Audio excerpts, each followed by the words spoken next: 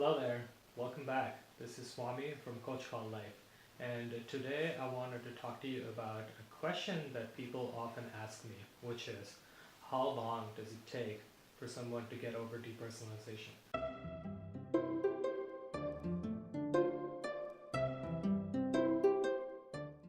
And I often get asked this question every time someone reaches out to me through my website, to my email.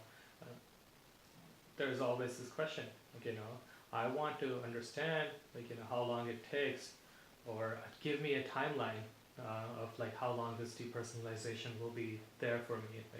How long should I put up with it? This question I completely understand. When I was going through depersonalization myself, this is something that I wanted to know more than anything else is when I would be able to get out of it. When would be the time that how long would it take until all of the symptoms of depersonalization has worked its way out of me. And the way that I approach answering this question is that I don't give them a concrete answer. I don't tell people you're gonna have to put up with it one more month or a few more years, because there is no answer to that question. There is no single concrete answer. Your depersonalization is going to take as long as it wants, as long as your body and your mind need to recover from this illness. And this is something not a lot of people want to hear, because they want a number. They want 1 month or 2 months, or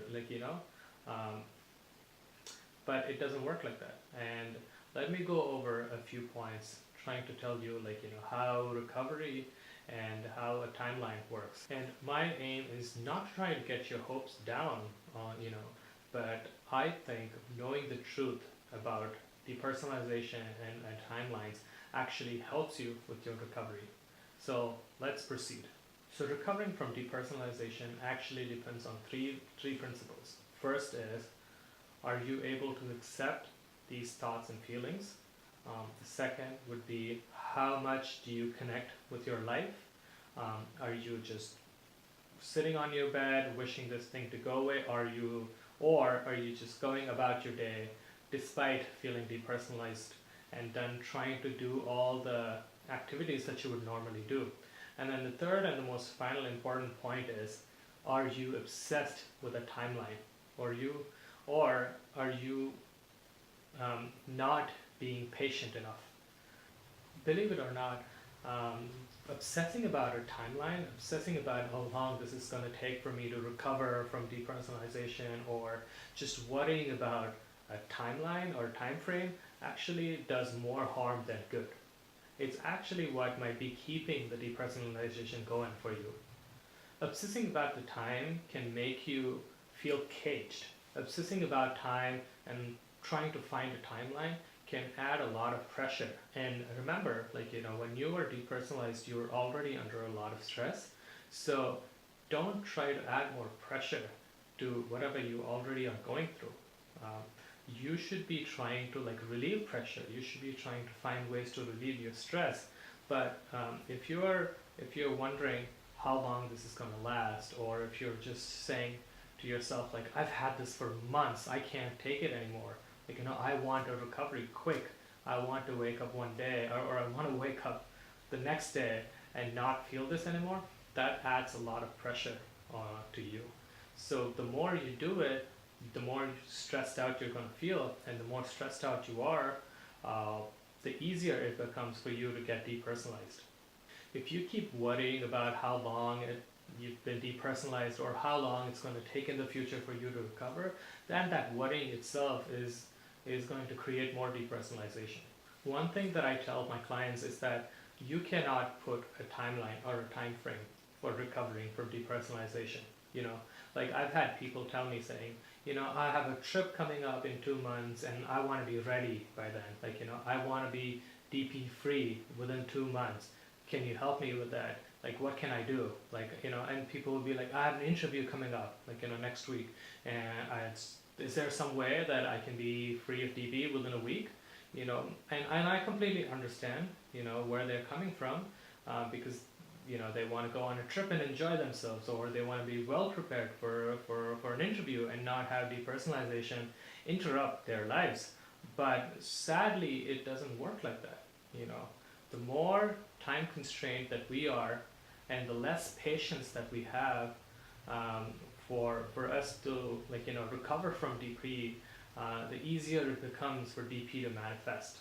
And one of the key practices that's going to help you recover from DP is actually be able to detach yourself from any kind of timeline or time frame. Stop asking, or stop even thinking about a timeline when it comes to recovery.